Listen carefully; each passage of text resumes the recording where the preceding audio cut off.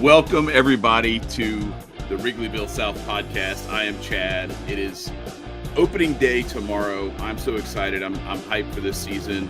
I know, look, it would have been great to go get Shohei Ohtani and have to deal with his interpreter gambling all his money away, or maybe go get Blake Snell, go get Jordan Montgomery. I'm not going to lie, a little disappointed about that, but we're not here to talk about that. We are here to talk about the guys who are on the roster this year's 2024 Chicago Cubs and the opening day that is right around the corner. It'll be less than 24 hours away. They'll be playing there against the Rangers in Arlington. I'm so hyped. I'm so excited. This is the Wrigleyville South podcast. Welcome. Let's go.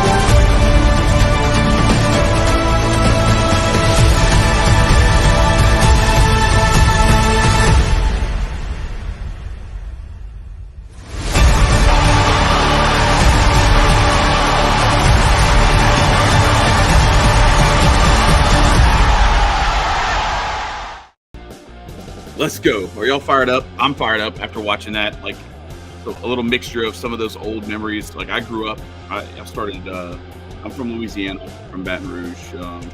Grew up watching the Cubs on WGN. And so I became a Cubs fan in the 80s and got to watch some names that some of you guys might not even remember.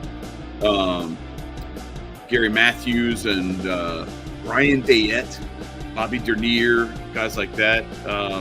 And so had to mix in a little bit of the old Andre Dawson footage with the Kerry Wood and everything else, and then bring it into the modern era with which it's becoming not so much the modern era. 2016 was so long ago, it doesn't feel like it was that long ago because it took us so long to get there. But hopefully we're on our way back there. This team is going to be exciting. A very, I don't know, average, mediocre week, if you want to call it, NL Central is ripe for the picking, and this Cubs roster is ready to take it. I know there are some people who are maybe a little disappointed we didn't do more than we did in the offseason, but look, it is what it is. This is the roster we've got to go with. I can see, I could help to make the case that Jed Hoyer and Carter Hawkins made, and the Ricketts family made for why this roster is constructed the way that it is and why they didn't break open the checkbook and go spend crazy. I mean, look what the Dodgers are doing. To sign a catcher who's almost 30 years old to a 10-year, $140 million contract when they've already spent $1 billion this offseason, I don't know. Like maybe when you have infinite money, you can just do that. But I like the way this team is setting up. There's enough room for some of the young talent to make its way up. And there's also enough veteran presence and some guys who have some upside that maybe hasn't been tapped yet to really start to show themselves this year. So let's get into it. I've made some graphics. I just want to kind of go into what we're looking at depth chart wise. We'll start there. And of course, across the outfield, you've got Happ in left, Bellinger in center, and Suzuki in right. Last year we were starting with Nosei Suzuki in the lineup because he had that, I think was it an oblique or something in his side, abdominal strain of some sort. And it, kept him out for a good bit. And then when he came back, he wasn't completely in sync yet. Had a little bit of, rust to dust off. Then you got Christopher Morel, Dan Swanson, Nico Horner, and Michael Busch across the infield with Jan Gomes and perhaps Miguel Amaya, depending on the situation behind the plate.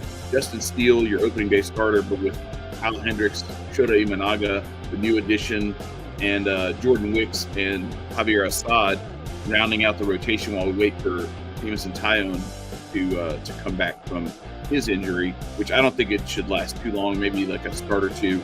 And then you've got your super sub, Miles Mastrobuoni, with Mike Talkman as a potential guy who could play center, maybe DH a little bit, move around the outfield in a pinch.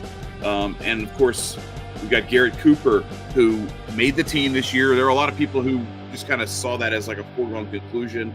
I kind of thought the same thing, but I still thought there was a potential of, some wait and see with some of the other guys. David Peralta is not quite ready, but he's still on the team. He's just going to start off at minor league camp and make his way to see if he possibly can justify being on the roster full time. So then we've got, of course, Nick Madrigal, another kind of a super sub.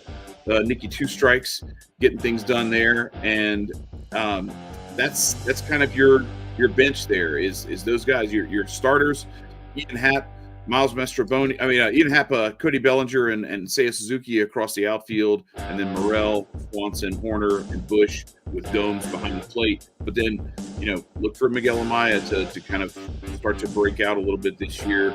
May not have a huge opportunity to break out because I don't think the at-bats are necessarily going to be there, barring an injury to Jan Gomes.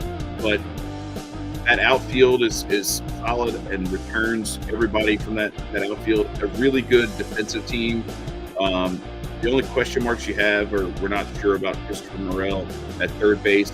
And then Michael Busch, we just haven't seen enough at first base. But I don't, one of the easier places to hide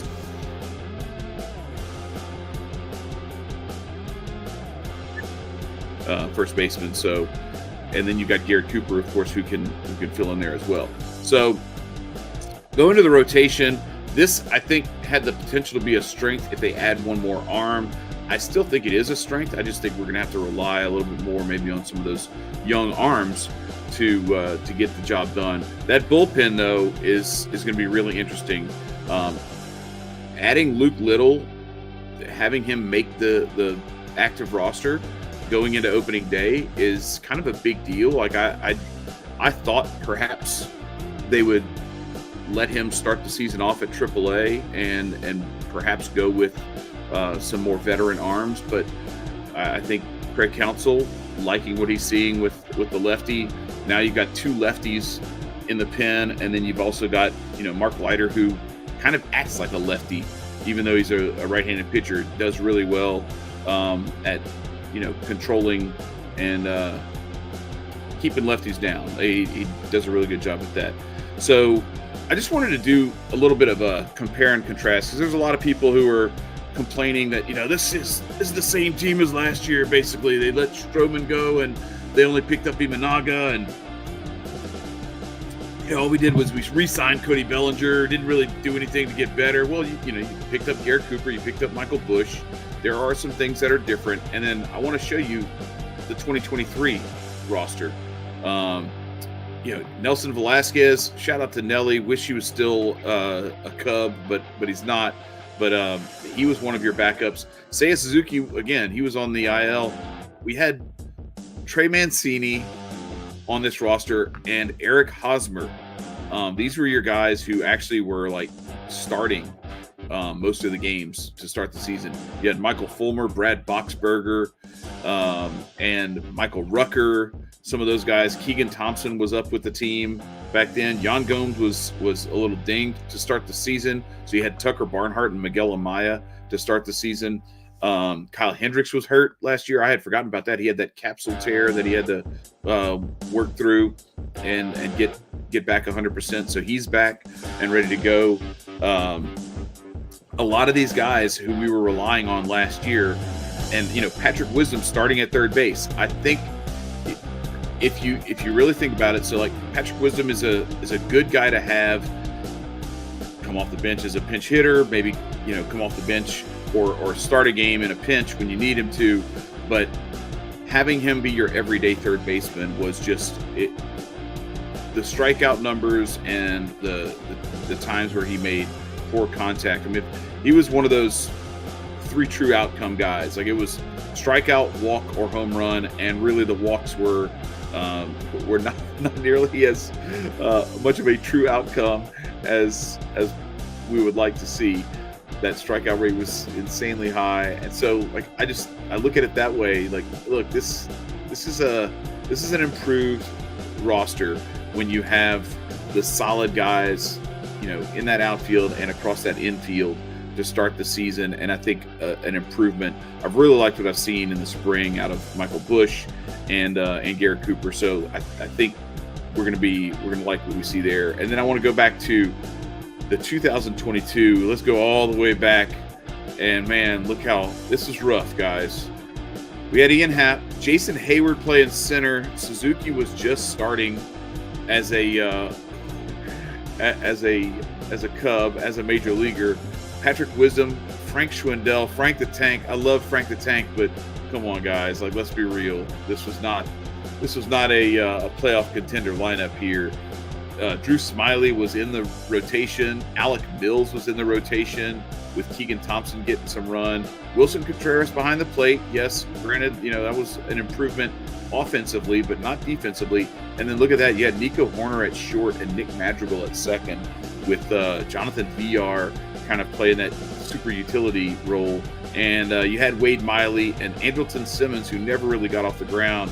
But then look, our closer was Rowan Wick, and we had David Robertson, who, thank goodness, we were able to deal him and get some good stuff back in return. But Michael Givens, Chris Martin,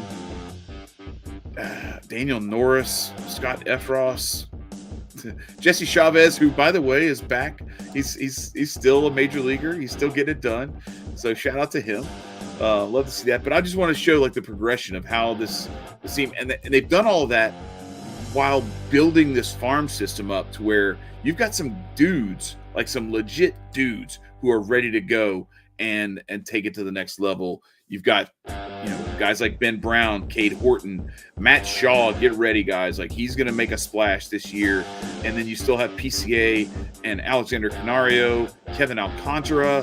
And then, we still haven't fully seen what we can get out of Matt Mervis. But I really think that, if he doesn't get it together and really start showing why he deserves to be on this roster, he could be potentially a casualty. They could maybe swing a deal with him with a team, but he could get DFA'd at some point if Owen Casey keeps swinging the bat like he is, because I think if you have Michael Busch and then and Garrett Cooper and then an Owen Casey, maybe you don't have a spot for him in the outfield, but that bat is going to play.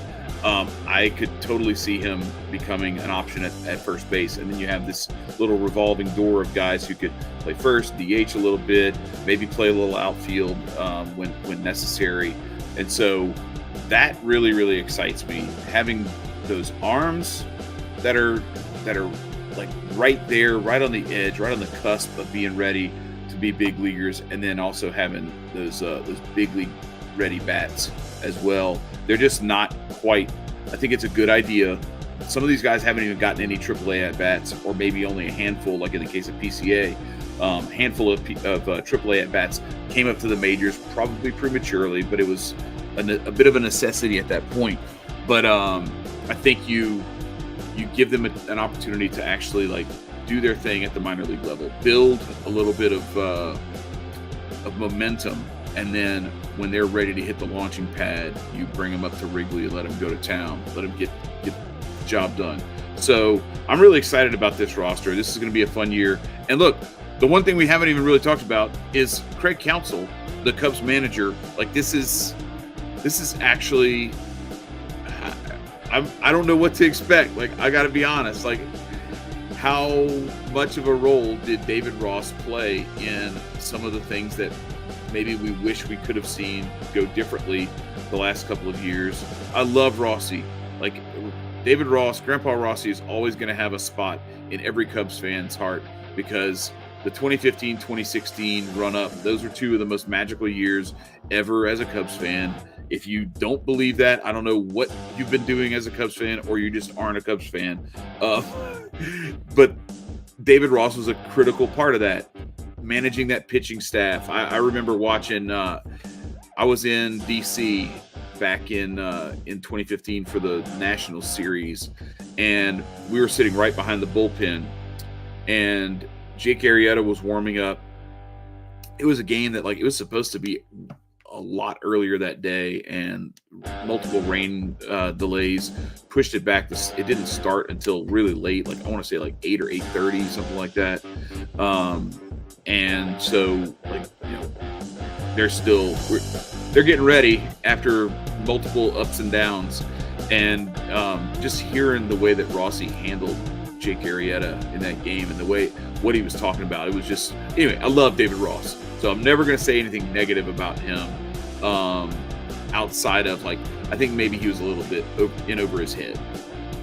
A guy who's never managed a game, and you just drop him into, like, here, take over this team that just won the World Series a couple of years ago, and take over for one of the most respected managers in all of baseball, Joe Madden, and hit the ground running, and, like, you know, there's very little margin for error. And then you throw him to the wolves with an upheaval and a rebuild, because a lot of the guys who got you to 2015 and 2016 started to really vastly and grossly underperform. And so you kind of had to move on and pull the ripcord, because you risked getting nothing for Chris Bryant, nothing for Anthony Rizzo, nothing for Javier Baez. Like, you couldn't do that. You couldn't just let those guys go, and all you get is the qualifying offer, you know, compensation pick. So I totally understand why David Ross maybe had a little more trouble than most managers would, because he was dealing with kind of a stacked deck against him. But I will say, there's some stuff where you look at it and you're like, man, I wouldn't have done things that way. And I think there are a lot of other managers who also wouldn't have done things the way that he did. And one of those guys I know for sure is Craig Counsell. And so to have him get replaced by what is, you know, a division rival, but one of the most respected and pretty much universally agreed one of the best managers in baseball, is, I think, a step in the right direction. And we'll see how big of a role Craig Counsell can play in perhaps turning this team from a team that almost won 85 games last year to a team that can win 90 and possibly win the division.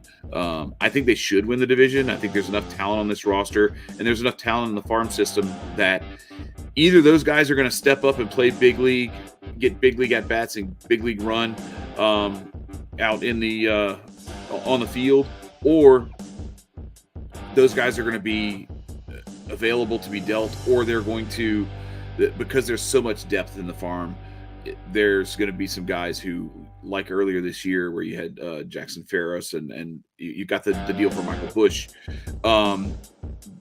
Deals like that can happen where you can trade maybe some of those guys who are a year or two away and still have a very strong farm system, but go get maybe an arm or two, a bullpen arm and a starter or something like that near the deadline or at the deadline, and maybe get an impact bat.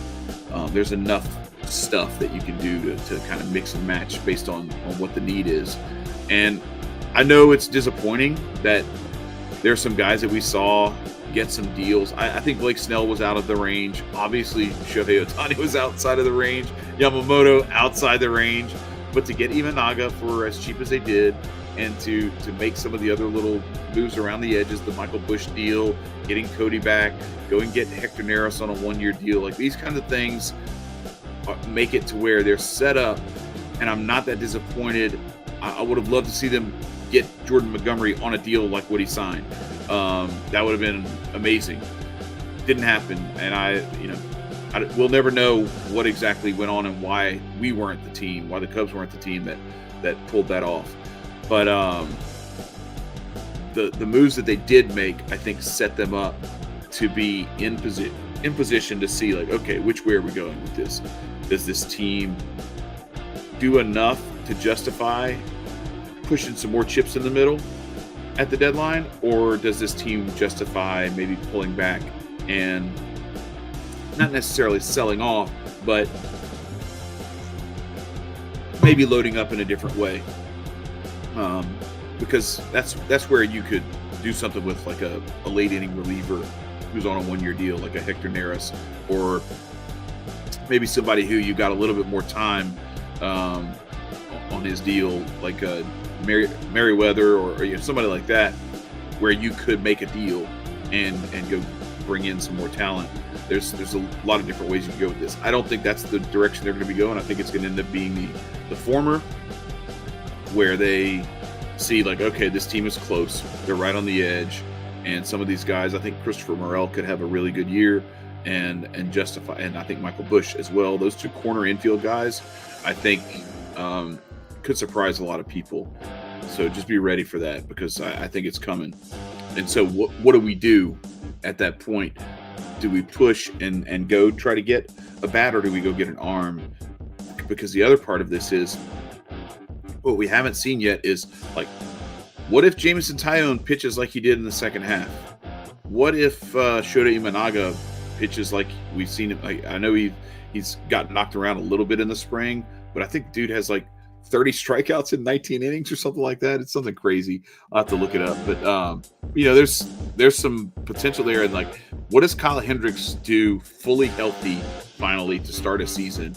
And can he still be that guy who maybe doesn't have that couple of miles an hour extra velocity that he had before, but if he can give you a 350 to 380 ERA and go out there and eat some innings, that's awesome. And then Jordan Wicks, I don't know that we've really fully seen what he's capable of either. He only got, like, I think 7 starts last year, so there's a lot that could go right. There's a lot that could go wrong, obviously. Like, it's I don't want to be Pollyanna about this and just think that, only the rose-colored glasses are what we're going to look through. Some of these things could go sideways, could go wrong, but this is a very young team if you look at it across the board. This isn't a team that has, like, an Eric Hosmer, Trey Mancini duo playing, at the first base and DH positions. It's a fairly young and athletic and very good defensive team with some young pitching on the way and some other young hitting talent on the way. So I'm excited about it. I'm pumped. I'm psyched, and I want to go through a little bit real quick if we can. Just look at the Cubs on roster resource, just to kind of see, like, this is what we're looking at here. You got your guys who have made it up or made it onto the roster. Garrett Cooper is, still listed as a non-roster invitee to spring camp, but he has made the roster, made the team for opening day. There's that Steele, Hendricks, Wicks, Imanaga, Assad set up there, and I want to see. I got to pull up Imanaga's stats because it's actually kind of crazy. Let me see if I can pull them up here. Come on, MLB.com trying to ask me if I'm human. Yes, I am human, believe it or not. Thank you very much for asking, though. But yeah, Shota Imanaga in spring. So he's got 25 strikeouts in how many innings did he pitch? Hang on just a second. Where are we at? Why is it showing regular season? There are no regular season games yet.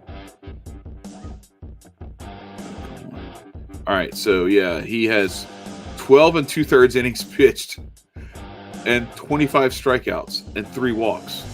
Now, he gave up a couple of bombs, gave up 18 hits in those 12 2/3 innings. But, a lot of times spring training is you're just trying to work on stuff, and some of what you're trying to work on is just your ability to locate your stuff and maybe get the bend on the breaking ball that you want and the shape. And you can tend to get knocked around. Like for all we know, he was up there just being like, all right, hit it, see if you can hit it. And that's why he ended up with 25 strikeouts, because his stuff is that bat missable. But there was enough contact made when he was trying to set stuff up that he gave that contact up. I like the 25-3 strikeout to walk ratio though, so I'm not mad at it. And there you see your relievers. Not sure what's going to happen with Wisdom, because he's on the IL right now, but like there's going to come a time where they're going to have to make some decisions about the roster, and I could see him potentially being either dealt or maybe even DFA'd. I don't know. That's going to be an interesting one to see. Caleb Killian's not going to be around for a few months, probably July. All-Star break-ish is what we're looking at for him. Jameson Tyone should only miss a start or two. And then you got Matt Mervis, who he's another one who might be on the chopping block. David Bodie, shout out to him. I mean, you got to give David Bodie some credit. He grifted a walk-off grand slam into a multi-year deal to play minor league baseball for like $7 million a year or something like that. Not a great deal for the Cubs. Great deal for David Bodie. James Triantos, we got to keep an eye on him. He's a guy who he still hasn't played much high-level baseball, but he's right there. He was the number 2 overall guy, a couple of years ago, or last year actually, I think, entering the season. So he's taken a little bit of a step back as some other guys have been added and some guys have started to outperform him, but he's still a guy to keep an eye on.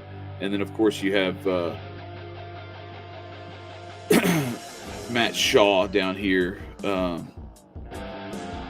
who I think, they've got him listed as short, second, and third. I think he probably ends up being a third baseman with the big league club, and I think that probably happens later on this year.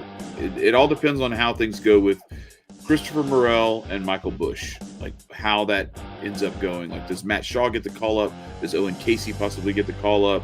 Maybe Matt Mervis, if he's on fire again. That'll be interesting to see. Like, if Matt Mervis torches AAA baseball again, and maybe that's one of the things where maybe David Ross didn't do such a great job, is there were some of those things where like he threw guys to the wolves, put guys in some really bad positions, put a guy in for like one at bat against a closer, and then I'm talking about Alcantara, like he threw him to the wolves and then like sat him for like days, didn't let him play, and it's just like, bro, like let the man hit at least once, like get him, maybe start him in the outfield somewhere, like do something where you can let this guy breathe a little bit. Just had him go in there and get fanned. And maybe the management of PCA's playing time could have been done a little bit better. But yeah, so that's where things are. Pete Crow Armstrong is another guy who we got to keep an eye on. Obviously, you don't really have to keep much of an eye on him. You're going to hear about him ad nauseum. It won't nauseate us. Maybe it'll nauseate some other people, Reds fans, Cardinals fans, Brewers fans. And don't sleep on the Pirates. Pirates are just like sneaky good. They've got some very, very young talent, and they've got young talent that is like some of the best talent that we may have seen in a long time. I'm an LSU fan. Growing up in Louisiana, like I bleed purple and gold when I'm not bleeding Cubby blue. But Paul Skeens is a legit dog. So don't sleep on him. And I think he could get some run very early this year. And I actually put a little wager on him to win Rookie of the Year. Now, I also had a wager on Shota Imanaga to win Rookie of the Year, and a little like small bet on Michael Busch, because these things are like very long odds. So like if any of those hits, I make out very well. So it's a good thing. Brennan Davis, man, like to go from where he was like one of the top Cubs prospects not that long ago to he's trying to stay in the top 50 Cubs prospects. I hate that for him, but he could be a guy who ends up getting dealt because he's on the 40-man, and they're possibly going to need to make some room at some point down the road in this season, because you've got some guys who are going to be coming off IL, or if you make a deal or anything like that, or if you call up, an Owen Casey or a Matt Shaw, like somebody's got to go. So that's where I'm looking at this. I'm just saying, man, it's going to be really interesting. But Alexander Canario, and I said Kevin Alcantara. It was Canario who got the call up and kind of got kicked, or was it? Actually, now I don't remember. Was it? I don't remember which one it was, but I'm thinking I thought it was Alcantara. Anyway, but PCA is going to be there. You're going to see him very soon. And then let's go down to the pitching, because this is where it gets really exciting. So Ben Brown and Cade Horton, who's going to start off at Double-A this year, these two guys could both see some run this year at the major league level. And if not, I think they're in the rotation next year. Or at least one of them is in the rotation next year, and maybe one of them is pitching out of the bullpen. Michael Arias is another guy who was invited to spring training, and he pitched a little bit, did okay. He's going to start off at single A, maybe high A, maybe get some double A run this year. He's a little bit away from his potential debut, but he's another one that could be good, only 22 years old. Ben Brown is 24. Cade Horton is not even 23 yet. It's just going to be interesting to see. You got to give Cade Horton some time, because it's so weird to have a guy do what he did, where he was like mediocre at best at Oklahoma, and then just like found a pitch and went on this incredible run, and then it didn't stop. Like he tore it up in the minors last year too. So he's an interesting case, because he doesn't have a whole lot of innings under his belt as a dominant pitcher, but the upside is amazing. That he's got this wipeout slider. He's got some really good stuff. So we'll see where he ends up. And then you still have some of these guys. Hayden Wisniewski's still there. You got Keegan Thompson. You got Cole Franklin, Caleb Killian, who's going to start off on IL, and some of these other guys. You've got some arms that could get some run, and then of course Daniel Palencia. Getting into more of the bullpen arms.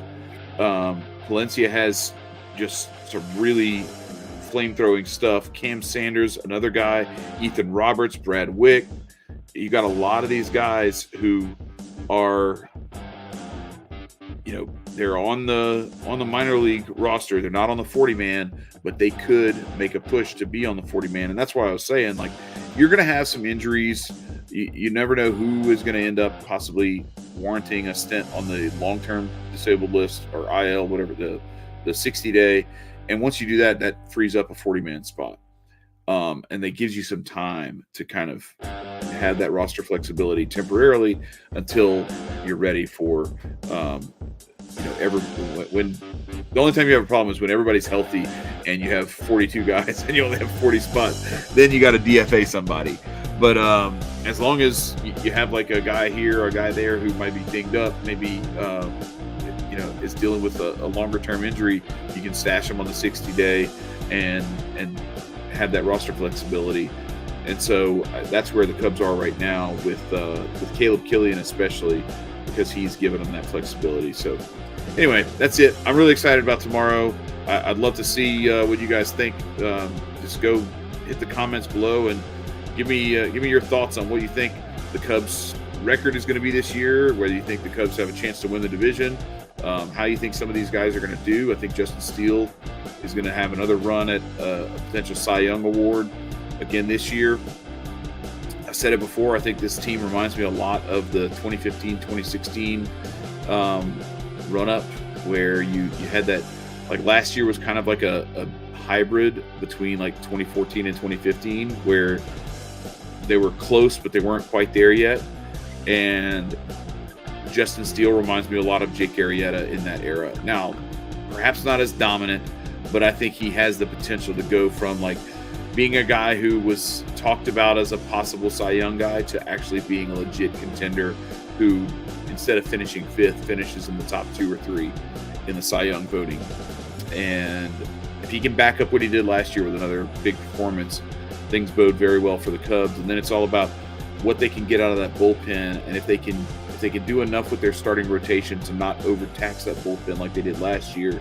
And again, that's where I think another difference between David Ross and Craig Counsell is going to show is the management of the pitching staff, the management of the bullpen. Because I think we could all agree, right, that maybe Rossi left a little bit to be desired when it came to the management of the pitching staff, which is kind of crazy because being a catcher, you'd think that he would have been able to kind of see some of that stuff coming a little better than he did, but it wasn't the case. Sometimes left guys in a little bit too long. Sometimes he had a little bit too quick of a hook. And anyway, that bullpen got taxed, and you saw it with Adbert Alzolay. What did he miss, like a month and a half? And then before he did, he gave up a walk-off. Like, we had a chance to dominate a series, and instead we got walked off a couple of times. And it was in the middle of that where you started to see Adbert, like, his arm was he just didn't have it anymore.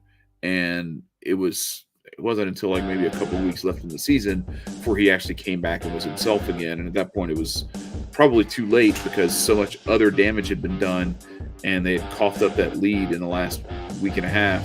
So hopefully Craig Counsell can be the antidote to that, and this will be a great year for the Cubs. Anyway, I appreciate you guys coming through.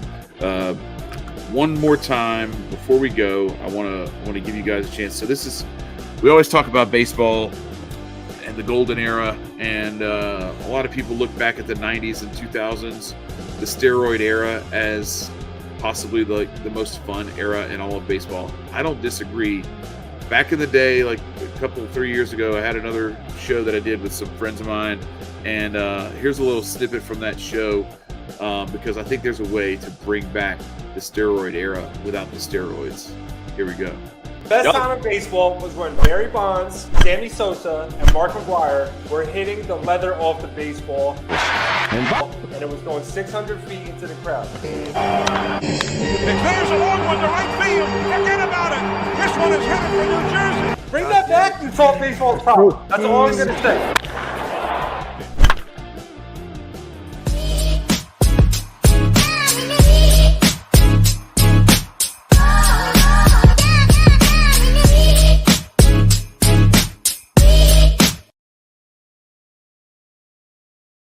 Yeah, so do we bring back the steroid era? I don't know. Maybe so, but maybe you do it naturally. And Apex is a great way to do that. I have a link in the description. If you use that link, you can get 30% off. So the price that you see on screen whenever you go and pull it up, it's 30% off of that price. So like you'll see there's like a price that's kind of crossed through, and there's like the new price. It's an additional 30% off of the price that you see on screen. So a really good deal and really good natural testosterone support and muscle building support for you. And then we also have if you're interested in it, we on that same website we have our Flow supplement, which is more for like focus and mental acuity, that sort of thing. So get your mind right, get your muscles right, and we will catch you guys next time. Thank you very much for joining us on the Wrigleyville South podcast. I am Chad, and I'm going to leave you one more time with this nostalgic little mashup here, this little montage. Hope y'all enjoy it. Let's go. Go Cubs go. Opening day is tomorrow. Let's get it. Peace, y'all.